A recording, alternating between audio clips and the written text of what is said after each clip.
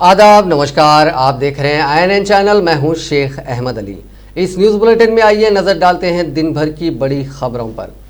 मरकजी वजीर दिफा राजनाथ सिंह ने कहा है कि दुनिया की कोई भी ताकत हिंदुस्तान की 1 इंच ज़मीन को छू नहीं सकती है, इस पर कब्जा नहीं कर सकती। उन्होंने कहा कि अगर दुनिया की कोई ताकत हिंदुस्तान के कौमी विखार को जख्म पहुंचाने की कोशिश करेगी तो उसका मुंह तोड़ जवाब दिया जाएगा। वजीर दिफा ने इन बातों का इजहार जुमे के रोज़ पिंगोंग झील के किनारे पर फौजी जवानों से खिताब के दौरान किया।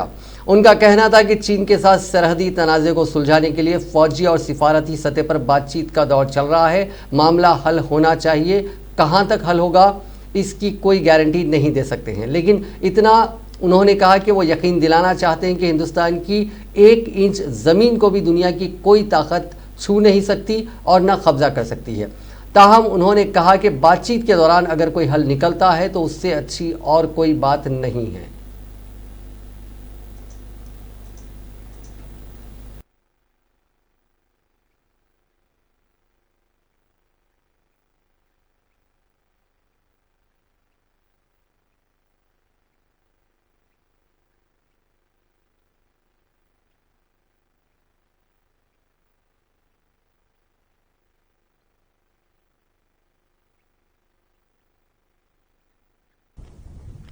भारत का जहां तक सवाल है, भारत दुनिया का इकलौता देश है जिसने सारे विश्व को शांति का संदेश दिया है। भारत दुनिया का इकलौता देश है जिसने कि दुनिया के किसी देश पर न तो कभी आक्रमण किया है और न दुनिया के किसी देश की 1 इंच जमीन पर कभी कब्जा किया है। भारत दुनिया का यह इकलौता देश है जिसने भारत की सीमा में रहने वाले लोगों को ही अपने परिवार का सदस्य नहीं माना है, बल्कि पूरे विश्व की धरा पर रहने वाले लोगों को अपने परिवार का सदस्य मानते हुए वसुधैव कुटुंबकम का संदेश सारे विश्व को किसी एक देश ने दिया है तो हमारे और आपके देश भारत ने दिया है। हम अशांति नहीं चाहते, हम शांति चाहते हैं। हमारा चरित्र रहा है कि हमने दुनिया के किसी भी देश के स्वाभिमान पर चोट पहुंचाने की कभी कोशिश नहीं की। लेकिन यह भी मैं कह देना चाहता हूं 2 टूक शब्दों में, यदि कोई दुनिया की ताकत हमारे स्वाभिमान पर चोट पहुंचाने की कोशिश करेगी तो उसे किसी भी सूरत पे हम बर्दाश्त नहीं करेंगे, उसका हम मुंहतोड़ जवाब देने के लिए भी तैयार रहेंगे।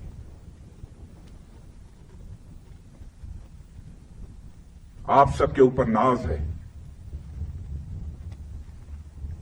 और आप सबके बीच आकर सचमुच मैं स्वयं को बहुत ही गौरवान्वित महसूस कर रहा हूं। इसीलिए यह सब सारी बातें मैं बोल रहा हूं। आपके ऊपर भरोसा है।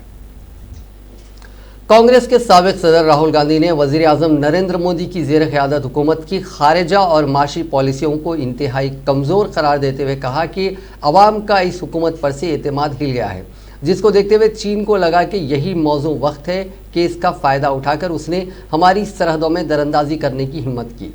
राहुल गांधी ने जुमे को जारी एक वीडियो में कहा कि किसी भी मुल्क का दिफा किसी एक नुक्ते पर मरकूज नहीं होता, बल्कि ये बहुत सारी ताकतों का संगम होता है, जिसमें खारिजी, इक़्तिसादी पॉलिसी और अवाम की हुकूमत का एतमाद जैसे अनासिर शामिल होते हैं। लेकिन गुज़िश्ता 6 बरसों के दौरान हिंदुस्तान इन तमाम नुकात पर परेशान और उलझा हुआ रहा है। दुनिया के बहुत सारे ममालिक के साथ हमारे ताल्लुकात बहुत अच्छे थे।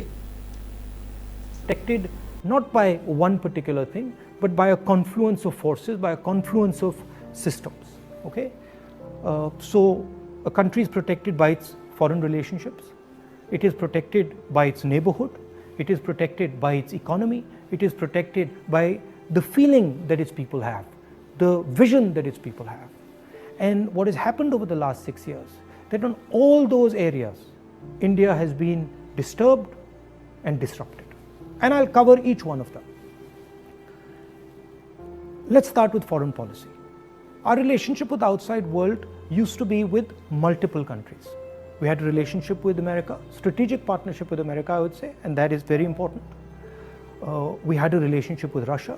We had a relationship with Europe. And these countries used to help us maneuver in the world. Today, our relationship has become transactional. We have a transactional relationship with the United States. We have disturbed our relationship with the Russians. We have a transactional relationship with Europe. Now let's come to our neighborhood. Earlier, Nepal was a friend, Bhutan was a friend, Sri Lanka was a friend. Our neighborhood, other than Pakistan, was working with India and saw itself as being partnered with India. Telangana high court ने secretariat की इमारत मुनहदम करने के मामले में सब झंडी दिखा दी है और पीएल विश्वेश्वर की जानिब से दाखिल करदा मफाद अम्मा की दरखास्त को खारिज कर दिया है। चीफ मिनिस्टर ऑफिस की जानिब से जारी करदा एक बयान में ये बात कही गई है। बयान में कहा गया है कि सेक्रेटेरिएट की इमारत को मुनहदम करने के मामले में मरकजी हुकूमत से इजाज़त हासिल करने की ज़रूरत नहीं है। ये बात असिस्टेंट सॉलिसिटर जनरल ने बताई। उन्होंने बताया कि सिर्फ नई इमारत की तामीर के लिए ही इजाज़त की ज़रूरत होती है। एडवोकेट जनरल ने अदालत को बताया कि नई इमारत की तामीर से कबल मरकज से तमाम इजाज़तनामों को हासिल किया जाएगा। हाई कोर्ट में दोनों फरीकैन के दलाइल को सुनने के बाद इमारत को मुनहदम करने की इजाज़त दे दी गई। हाई कोर्ट ने सॉलिसिटर जनरल के उन दलाइल से इत्तेफाक किया जिस पर उन्होंने कहा कि मरकज़ी वजारत माहौलियात से इजाज़त हासिल करने की ज़रूरत नहीं है। उन्होंने कहा कि मरकज़ी हुकूमत काबीना के फैसले का खैर मकदम करती है, जिस पर अदालत ने कहा कि हुकूमत तमाम इजाज़तनामे हासिल करने के बाद ही इमारत को मुनहदम कर रही है। हाईकोर्ट ने कहा कि कोविड-19 को मलहूज रखते हुए कामों को अंजाम दिया जाए। दूसरी तरफ रियासती हुकूमत को दोहरी राहत मिली। सेक्रेटेरिएट की कदीम इमारतों को मुनहदम करने के बाद नई इमारत की तामीर से मुताल्लिक अदालत आलिया के फैसले को चैलेंज करते हुए कांग्रेस रुकने काउंसिल जीवन रेड्डी ने सुप्रीम कोर्ट में जो अर्जी दाखिल की थी सुप्रीम कोर्ट ने खारिज कर दी। सुप्रीम कोर्ट ने यह वाज़ेह कर दिया कि सेक्रेटेरिएट की तामीर मुकम्मल तौर पर रियासती हुकूमत के दायरे इख्तियार में है और ये कि सुप्रीम कोर्ट पॉलिसी से मुतालिक मामलात में मुदाखलत नहीं करेगी। मुबस्सरीन ने अदालत उज़्मा के इस फैसले को उन लोगों के मुंह पर तमाचे से ताबीर किया जो सेक्रेटेरिएट की नई इमारत की तामीर की मुखालिफत करते हुए रुकावटें पैदा करने की कोशिश कर रहे थे।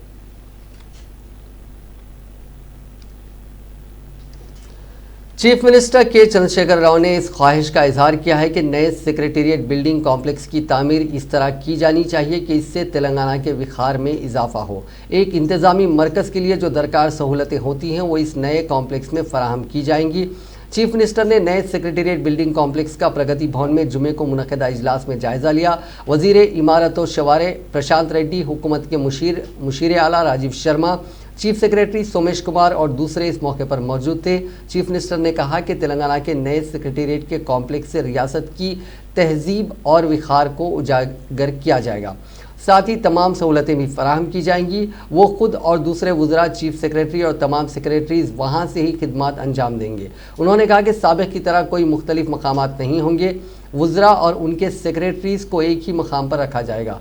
सेक्रेटेरिएट के करीब ही तमाम महकमों के सरबराहों के लिए एक ब्लॉक की तामीर की जाएगी, जिसके बाद रियासत की तमाम सरकारी मिशनरी एक ही मकाम पर आ जाएगी। चीफ मिनिस्टर ने मुताल्लिका अहदेदारों को हिदायत दी कि सेक्रेटेरिएट के अंदरूनी और बैरूनी हिस्सों को खूबसूरत बना जाए, जहां तमाम सहूलतें दस्तियाब रहनी चाहिए।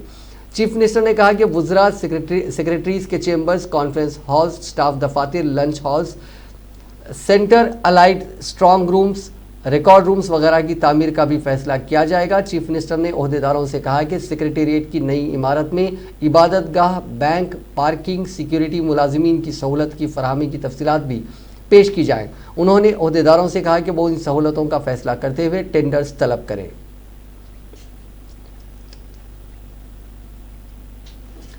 सेक्रेटेरिएट में 2 मसाजिद की शहादत के खिलाफ तेलंगाना रियासत में जुमे के रोज़ यौम सियाह मनाया गया। हैदराबाद के अलावा कई अजला में मुसलमानों ने अपने मकानात और चौराहों पर सियाह परचम लगाए। कई मसाजिद में नमाज जुमा के बाद मसाजिद की बाजियाबी के लिए दुआएं भी की गईं और कुछ इलाकों में रियासती हुकूमत के इस कदम के खिलाफ एहतजाज भी किया गया। सदर तहरीक मुस्लिम शब्बान मुश्ताक मलिक ने ऐलान किया है कि एहतजाज में मज़ीद शिद्दत पैदा की जाएगी। सेक्रेटेरिएट के अंदर जो मसाजिद को शहीद किए गए, हम रियासती चीफ मिनिस्टर साहब से मुतालबा कर रहे हैं, डिमांड कर रहे हैं कि वो वहाँ पे दोबारा उसी जगह पे मस्जिदों को तामीर करें। अल्लाह का घर है, मस्जिद को शहीद करें। ये किसी से मशवरा नहीं करे, उलमा से किसी से राब्ता भी नहीं करके मस्जिदों को शहीद किया गया। हम तेलंगाना हुकूमत से मुतालबा कर रहे हैं कि हमारे मस्जिदों को बात आई है, दोनों मसाजिद को मुकम्मल शहीद कर दिया गया और और एक इत्तला रिलायबल सोर्स से ये भी हमको वसूल हुई है कि मसाजिद में से कुरान मजीद और जानी माज़ें आसा नहीं निकाला गया है, वैसे ही समझिए कि रखकर उसको डिमोलिश किया गया। ये इत्तला आई है, हम इसकी मुकम्मल तहकीक कर रहे हैं। लेकिन अगर ये इत्तला है तो फिर ये इत्तला पर हुकूमत को मुसलमानों के गैज़ व गज़ब का सामना करना पड़ेगा कि कलामुल्लाह की बेहुरमती और मसाजिद की शहादत हम खामोश नहीं बैठेंगे। और इस सिलसिले में बहरहाल हम बहुत जल्द आज की कामयाबी के बाद फिर नई हिकमत अमली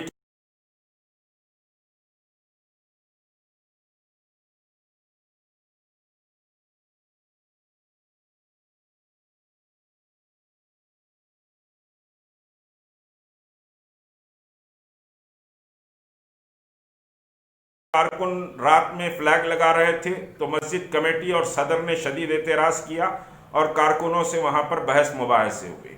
उसी तरह मुझे बड़ी हैरत और अफसोस है कि दारुश्शफ़ा जामा मस्जिद की इंतज़ामी कमेटी ने भी मसाजिद के सामने सियाह झंडे लगाने से मना। मौलाना हुस्सामुद्दीन सानी आखिल जाफ़र पाशा अमीर अमारत मिल्लत इस्लामिया व रुकन मुस्लिम पर्सनल लॉ बोर्ड ने अपने एक सनसनीखेज बयान में तेलंगाना के चीफ मिनिस्टर चंद्रशेखर राव को साबिक़ वज़ीर आज़म नरसिम्हा राव के चेले करार दिया और चीफ मिनिस्टर को इंतबाह दिया कि उनका हाल भी नरसिम्हा राव की तरह होने वाला है। सेक्रेटेरिएट में 2 मसाजिद की शहादत पर अपने शदीद रद्द-ए-अमल का इजहार करते हुए मौलाना जाफ़र पाशा ने कहा कि मसाजिद को मुनज़्ज़म करने पर वो चीफ मिनिस्टर KCR की मजम्मत करते हैं। उनके बारे में उन्होंने कहा कि उनकी एक राय है कि उन्होंने जिसकी सालगिरह मनाई है वो उनके चेले हैं। चीफ मिनिस्टर जिनकी काफ़ी तारीफ़ करते हैं उन्हीं को काफ़ी नुकसान पहुंचाते हैं। निज़ाम की काफ़ी तारीफ़ किया करते थे और बड़ी बड़ी बातें किया करते थे, लेकिन सबसे ज़्यादा निज़ाम की इमारतों को तोड़ने में चीफ मिनिस्टर ही आगे हैं। तो मस्जिद आपके नाम हो गई जी, तो एक ही मस्जिद बनाएंगे वही और ही बाकी। देखिए मस्जिदें 2 थी और 2 ही बनेंगी इंशाअल्लाह, उसमें हम कोई कॉम्प्रोमाइज नहीं करेंगे। अल्लाह का घर है वो, यकीनन इंशाअल्लाह 2 मसाजिद बनाए बगैर हम नहीं रहेंगे। 2 बातें मैं हाल में भी मैं किसी तवज्जुह से मैं बोल भेजा। हमारे को ये भी बताना मकसद है कि हमारे कुछ उलमा को ले जाइए आप, जहाँ इस वक्त मसाजिद थे वहाँ हमारे कमिश्नर साहब से मेरी ख्वाहिश है और हमारे वो क्या कहते हैं उनके PA से CM साहब की क्या रहते भाई वो सेक्रेटरी चीफ सेक्रेटरी से कि वो हमारे को ले जाए और वो दोनों मसाजिद का मुआयना कराए ताकि हमको मालूम हो गिर गई या गिराई गई। हाल ही में वक्फ बोर्ड की मीटिंग हुई है जी, क्योंकि वो वक्फ प्रॉपर्टी है, लेकिन बोर्ड की जानिब से कोई रेजोल्यूशन पास नहीं किया गया, तो आप इस सिलसिले में क्या कहेंगे? देखिए वक्फ बोर्ड किसके कंट्रोल में है? वो वक्फ बोर्ड का खुद कंट्रोल जो है CM साहब के हाथ में है। अब वो वक्फ बोर्ड के अंदर बैठने वाले कौन है वो भी आप जानते हैं। तो अब अपन CM से मुतालिबा करिए, CM से लड़ाई है हमारी, किसी और से नहीं है हमारी, क्योंकि किराए उन्होंने जवाब देना हमारे। अब बात करते हैं कोरोना वायरस की। दुनिया में कोरोना वायरस से अब तक 1,40,05,518 लोग मुतासिर हो चुके हैं। इनमें 83,23,463 ठीक हो चुके हैं। वहीं 5,93,900 अफराद की जान गई है। दुनिया भर में 50,88,218 मरीजों का इलाज चल रहा है।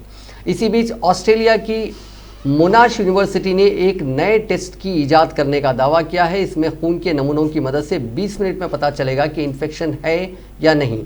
इससे जिस्म में फैले हुए इन्फेक्शन के बारे में भी जानकारी मिल सकेगी। इसे मोनाश यूनिवर्सिटी के रिसर्च ने bio resources processing institute of Australia और ARC centre of excellence in convergent bio nano science and technology CBNS के साथ मिलकर इजाद किया है। रिसर्चर्स ने इस नए टेस्ट का पेटेंट भी फाइल कर दिया है। इस टेस्ट की मदद से बहुत कम वक्त में ज़्यादा लोगों की जांच की जा सकेगी। हिंदुस्तान में कोरोना मरीजों की तादाद 10 लाख के ऊपर पहुंच गई है। सिर्फ 5 महीने और 16 दिन में हिंदुस्तान में कोरोना मरीजों की तादाद 1 से 10 लाख तक पहुंची है। पहला मामला 30 जनवरी को आया था। कोरोना वायरस को रोकने के लिए हिंदुस्तान में दुनिया का सबसे सख्त लॉकडाउन भी लगा था। ये हम नहीं कह रहे हैं, ऑक्सफोर्ड यूनिवर्सिटी का डेटा कह रहा है। ऑक्सफोर्ड यूनिवर्सिटी ने दुनिया भर में कोरोना वायरस के मामलों की स्टडी करने के लिए ऑक्सफोर्ड कोविड-19 गवर्नमेंट रेस्पॉन्स ट्रैकर बनाया। इस ट्रैकर में 17 अलग अलग पहलुओं की बुनियाद पर रेटिंग की गई। इसके मुताबिक हिंदुस्तान में जितना सख्त लॉकडाउन लागू किया गया था, उतनी सख्ती दुनिया के किसी और मुल्क में नहीं दिखाई दी। कोरोना वायरस को फैलने से रोकने के लिए सबसे पहले 22 मार्च को एक दिन का जनता कर्फ्यू लगाया गया। उसके बाद 25 मार्च से मुल्क भर में पूरी तरह से लॉकडाउन किया गया। मुल्क में 2 महीने में 4 बार लॉकडाउन लगाया गया। पहला लॉकडाउन तो 25 मार्च से 14 अप्रैल तक लगा। ये सबसे सख्त लॉकडाउन था। इस दौरान ऑक्सफोर्ड के ट्रैकर में हिंदुस्तान के लॉकडाउन को 100 में से 100 पॉइंट मिले थे। 15 अप्रैल से 3 मई तक दूसरा लॉकडाउन लगा। हालांकि 20 अप्रैल के बाद हुकूमत ने लॉकडाउन में ढील देना भी शुरू कर दिया था। तीसरा लॉकडाउन 4 मई से 17 मई तक और चौथा लॉकडाउन 18 मई से 31 जुलाई तक लगा। 1 जून से मुल्क की तालाबंदी को खोला जाने लगा। अनलॉक 1 लागू हो गया। वजीर आजम नरेंद्र मोदी ने जब 24 मार्च को लॉकडाउन का ऐलान किया था, तब उनका फोकस जान है तो जहान है पर था। उसके बाद जब 14 अप्रैल को दूसरे लॉकडाउन का ऐलान करने आए तो फोकस जान भी जहान भी पर चला गया। उसके बाद से ही मुल्क में लॉकडाउन तो लगा, लेकिन ढील भी मिलती रही। इसका नतीजा यह हुआ कि मुल्क में कोरोना के मामलों की रफ्तार भी तेजी से बढ़ने लगी। हमारे मुल्क में कोरोना वायरस का पहला मामला 30 जनवरी को केरल में सामने आया था। उसके बाद 2 फरवरी तक केरल में 3 कोरोना के मरीज सामने आ गए थे। ये तीनों ही चीन के वुहान शहर से लौटकर आए थे। उसके बाद करीब 1 महीने तक मुल्क में कोरोना का कोई भी नया मरीज नहीं मिला। लेकिन 2 मार्च के बाद से मुतासरीन की तादाद रोज़ाना बढ़ती चली गई। पहले केस से लेकर 5 लाख केस तक पहुंचने में 148 दिन लगे, लेकिन 5 लाख से 10 लाख मामले होने में सिर्फ 20 दिन ही लगे। कोरोना वायरस को फैलने से रोकने के लिए मुल्क भर में लॉकडाउन तो लगा दिया गया, लेकिन उसका सही इस्तेमाल नहीं हो सका। दूसरे मुल्कों में लॉकडाउन के दौरान दूसरे मुल्कों में लॉकडाउन का इस्तेमाल टेस्टिंग करने के लिए किया गया था। चीन ने तो वुहान में बाद में 10 दिन का लॉकडाउन सिर्फ इसलिए लगाया ताकि वहां की सारी आबादी की टेस्टिंग कर सके। इसके उलट हिंदुस्तान में ऐसा नहीं हुआ। टेस्ट सिर्फ उन्हीं का हुआ जो खुद से टेस्ट कराने गए थे या मुश्तबा थे। मोदी सरकार ने 25 मार्च से मुल्क में टोटल लॉकडाउन लगा दिया। उससे 3 दिन पहले से ही ट्रेनें भी बंद कर दी गई थी। लॉकडाउन में सब कुछ बंद हो गया तो मजदूरों की कमाई भी बंद हो गई। जब मुल्क में 21 दिन के लिए लॉकडाउन लगा तो उसके बाद मुल्क के कई हिस्सों से महाजिर मजदूर अपने रियासतें लौटने लगे। इसका नतीजा ये हुआ कि लॉकडाउन लगने के 5 दिन बाद ही 29 से 30 मार्च को दिल्ली के आनंद विहार बस टर्मिनल में 15,000 मजदूर इकट्ठे हो गए। बाद में इस भीड़ को प्राइवेट बसों और डीटीसी की बसों से उनके गांव तक पहुंचाया गया। एक सरकारी रिपोर्ट के मुताबिक 1918 में जब मुल्क में स्पेनिश फ्लू फैला था, तब भी इस फ्लू को फैलाने में रेलवेज का अहम किरदार रहा था। 1 मई से मोदी सरकार ने माइग्रेंट वर्कर्स को उनके घर पहुंचाने के लिए श्रमिक स्पेशल ट्रेनें शुरू की। इसका नतीजा यह हुआ कि कई रियासतों में कोरोना के मामले अचानक बढ़ गए। इसकी एक मिसाल गोवा भी है। गोवा 19 अप्रैल को कोविड फ्री डिक्लेयर हो गया था, लेकिन जब ट्रेनें चलने शुरू हो गई तो गोवा में मामले बढ़ गए। मुल्क में जब लॉकडाउन 3 लागू हुआ तो उसके साथ पहले से ज्यादा रियायतें भी मिलने लगी। हुकूमत ने लॉकडाउन 3 में शराब की दुकानें खोलने की इजाज़त दे दी। नतीजा ये हुआ कि मुल्क भर में शराब की दुकानों पर भीड़ जमा होने लगी। बढ़ती भीड़ को देखते हुए दिल्ली सरकार ने तो शराब की कीमत 70% तक बढ़ा दी, जबकि महाराष्ट्र में शराब की होम डिलीवरी होने लगी। आज हालात मुख्तलिफ होते अगर हुकूमत हाई रिस्क जोन में वार्ड लेवल तक टेस्टिंग करवाती। कोरोना से निपटने में मरकजी हुकूमत रियासतों की मदद करती। छोटे शहरों और गांवों तक टेस्टिंग लैब्स बनाए जाते। एंटीजन टेस्टिंग भी होती ताकि पता चले कि कोई पहले से कोरोना से मुतासिर तो नहीं था। प्राइवेट लैब्स में कोरोना टेस्ट की कीमत कम रखी होती ताकि सब टेस्ट करा सके। और पब्लिक प्लेसेस में मास्क पहनना ज़रूरी और सोशल डिस्टेंसिंग बनाए रखने पर सख्ती होती। लेकिन ऐसा नहीं हुआ और आज हम 10 लाख केसेस के साथ सबसे मुतासरा मुल्कों की फहरिस्त में दूसरे नंबर पर हैं। वर्ल्ड हेल्थ ऑर्गेनाइजेशन के मुताबिक हिंदुस्तान में अभी कोरोना वायरस यानी कोविड-19 का कम्युनिटी इन्फेक्शन नहीं है। WHO की ताज़ा जारी कोविड-19 सूरत हाल रिपोर्ट में 16 जुलाई तक के आदादोशुमार दिए गए हैं। WHO ने अपनी इस रिपोर्ट में कहा है कि जुनूब मशरकी एशियाई ममालिक में महज 2 मुल्क बांग्लादेश और इंडोनेशिया में कोरोना का कम्युनिटी इन्फेक्शन है। हिंदुस्तान, नेपाल, थाईलैंड, मालदीव, श्रीलंका और म्यांमार में कम्युनिटी इन्फेक्शन नहीं है। भूटान और मशरकी तैमूर में कोरोना इन्फेक्शन के बहुत कम मामले हैं। गुज़िश्ता 16 जुलाई तक के आदादोशुमार के मुताबिक भूटान में कोरोना इन्फेक्शन के 84 मामले और मशरकी तैमूर में 24 मामले हैं।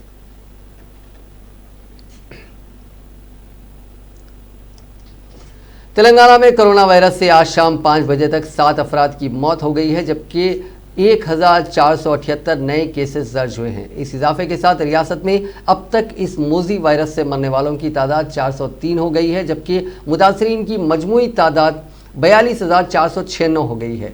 Director of public health and family welfare की जानिब से जारी मीडिया बुलेटिन के मुताबिक आज दर्ज हुए 1478 केसेस में ग्रेटर हैदराबाद से 806 केसेस, रंगारेड्डी से 81 और मेडचल से 82 केसेस शामिल हैं। अब तक 28,705 अफराद को ठीक होने पर डिस्चार्ज किया गया है। इनमें आज डिस्चार्ज होने वाले 1410 अफराद भी शामिल हैं।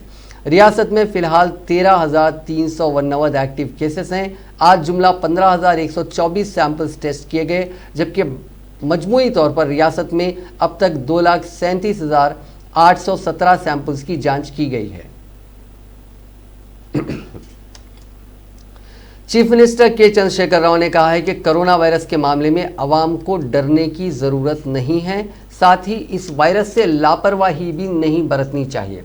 उन्होंने कहा कि वायरस से मुतासिर होने वाले अफराद जायद रकम खर्च करते हुए खानगी दवाखानों में इलाज करवाने की ज़रूरत नहीं है। हुकूमत की जानिब से मुफ्त इलाज की सहूलत फराहम की गई है।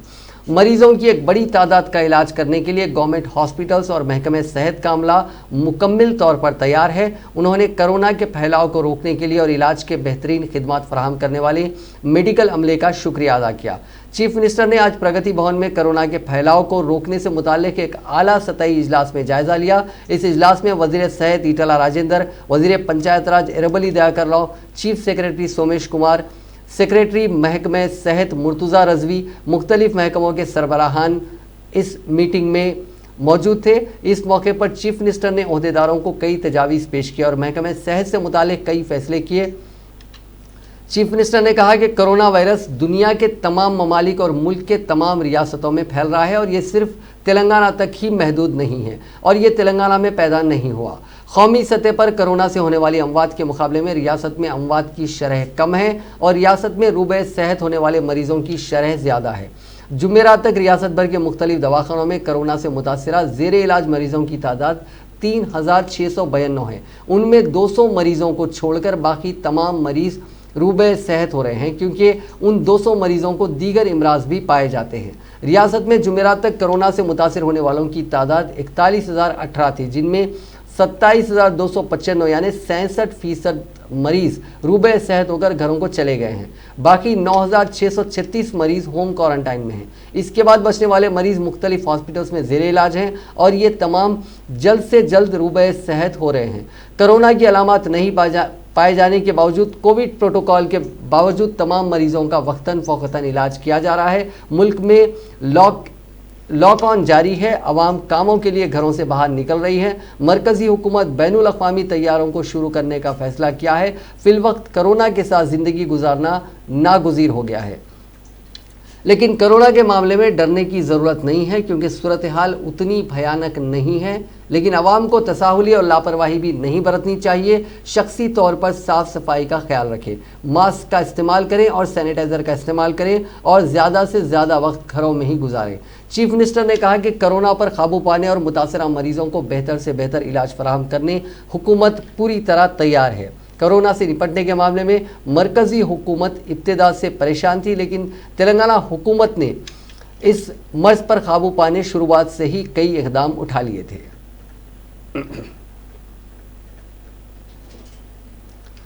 कोरोना की वबा से लड़ाई में पेश रहने वाले डॉक्टर्स और पुलिस के कई ओहदेदार इस मुल्क वबा की जद में आकर अपनी जान गंवा चुके हैं और इसका सिलसिला अभी भी जारी है। बंजारा इलाके में गुज़िश्ता 3 सालों से असिस्टेंट सब इंस्पेक्टर की हैसियत से खिदमत अंजाम देने वाले 55 साला प्रेम कुमार एक हफ्ता कबल सांस लेने में तकलीफ की शिकायत पर अस्पताल से रुजू हुए थे और उनका कोरोना टेस्ट मुस्बित आने से उन्हें मियारी इलाज के लिए अपोलो हॉस्पिटल मुंतकिल किया गया, जहां पर एएसआई प्रेम कुमार को डॉक्टरों ने वेंटिलेटर पर रखा था, जहां पर उन्होंने आखिरी सांस ली। एएसआई की मौत पर महकमा पुलिस ने अफसोस का इजहार किया और मुतवफ़ी के रिश्तेदारों से इजहार ताज़ियत किया। चीफ मिनिस्टर चंद्रशेखर राव ने ऐलान किया है कि जारिया तालीमी साल से ही रियासत में सरकारी जूनियर और डिग्री कॉलेजेस के तलबा को मिड डे मील सरबराह की जाएगी। उन्होंने कहा कि इन कॉलेजों के तलबा लंच के दौरान वापस जाया करते थे, लेकिन दोपहर के बाद कॉलेजेस को वापस नहीं होते। सरकारी जूनियर और डिग्री कॉलेजेस में तर्क तालीम की शरह में कमी के लिए ये फैसला किया गया। उन्होंने कहा कि तलबा को तग़ज़िया बख्श मिड डे मील फराहम किया जाएगा ताकि वो तर्क तालीम से महफूज रहें। यहाँ जारी करदा एक प्रेस नोट में बताया गया कि साबिक़ वज़ीर सी लक्ष्मण रेड्डी के ज़रिए चीफ मिनिस्टर को यह मालूम हुआ है कि जडचर्ला से ताल्लुक़ रखने वाले गवर्नमेंट कॉलेज लेक्चरर रघुराम अपने खर्च पर जडचर्ला गवर्नमेंट जूनियर कॉलेज के तलबा को मिड डे मील फराहम कर रहे हैं।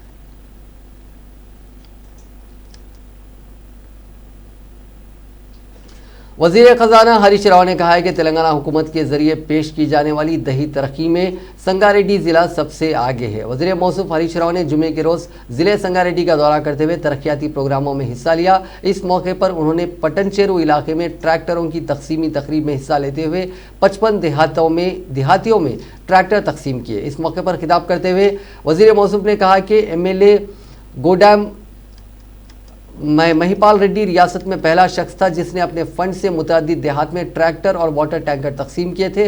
उन्होंने कहा कि रियासत तेलंगाना हर गांव में मिशन भागीरथता के जरिए पीने के पानी, 24 घंटे बिजली और बुनियादी सहूलियात की फराहमी में मिसाली है। महिपाल రెడ్డి గారు బహుశా రాష్ట్రంలోనే తొలి ఎమ్మెల్యే వారు. ఇవాళ 40 గ్రామ పంచాయతీలకు GMR ట్రస్ట్ తరఫున ప్రతి గ్రామ పంచాయతీకి ఒక ట్రాక్టరు, ట్రాలీ, ట్యాంకర్ నిప్పించి వారు రాష్ట్రంలోనే ఆదర్శంగా నిలిచినారు. వారికి హృదయపూర్వకంగా అభినందనలు తెలియజేస్తా ఉన్నాం. మన ముఖ్యమంత్రి కేసీఆర్ గారు ఇవాళ దేశంలో ఎక్కడ లేని విధంగా ప్రతి గ్రామానికి ఒక ట్రాక్టరు ఉండాలి, ట్రాలీ ఉండాలి, ట్యాంకర్ ఉండాలి, ప్రతి గ్రామంలో ఒక నర్సరీ ఉండాలి, ప్రతి గ్రామంలో ఒక వైకుంఠ ధామం ఉండాలి, ప్రతి గ్రామంలో ఒక సెగ్రిగేషన్ షెడ్ ఉండాలి అని వాళ్ళ దేశంలో ఎక్కడ లేని విధంగా ఇవాళ తెలంగాణ అభివృద్ధి పథంలో దూసుకుపోతా ఉంది.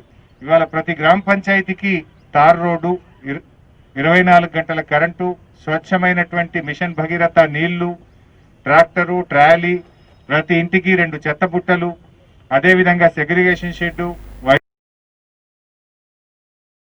आज कबायली अफराद से दरख्वास्त की है कि वह अपने इलाकों में नक्सलाइट्स का ताउन ना करें। उन्होंने आसिफाबाद, कोमरम भीम ज़िले में माओइस्टों की सरगर्मियों की इतलात पर आज ज़िले का दौरा करते हुए आला अहदेदारों के साथ एक जायज़ा इजलास मुनक़िद किया। बाद अज़ां मीडिया से बात करते हुए DGP महेंद्र रेड्डी ने कहा कि आसिफाबाद में गुज़िश्ता 10 साल से माओइस्टों की सरगर्मियाँ ख़त्म हो गई हैं, लेकिन चंद दिनों से मज़ीद 5 माओइस्टों की सरगर्मियाँ शुरू हुई हैं। उन्होंने कहा कि माओइस्ट क़ायद भास्कर की क़यादत में माओइस्टों की एक टीम कबायली इलाके में अपनी सरगर्मियाँ दोबारा शुरू कर दी हैं।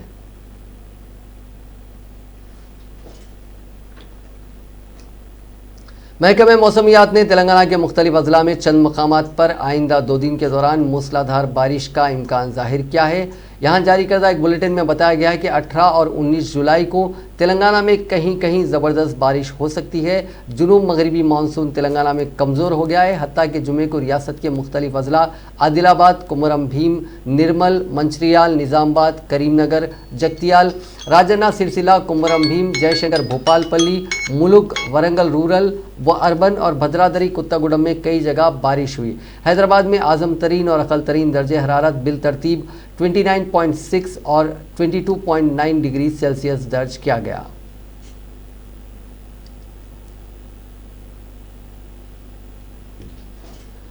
नाजरीन, इस न्यूज़ बुलेटिन में बस इतना ही। देखते रहिए INN चैनल।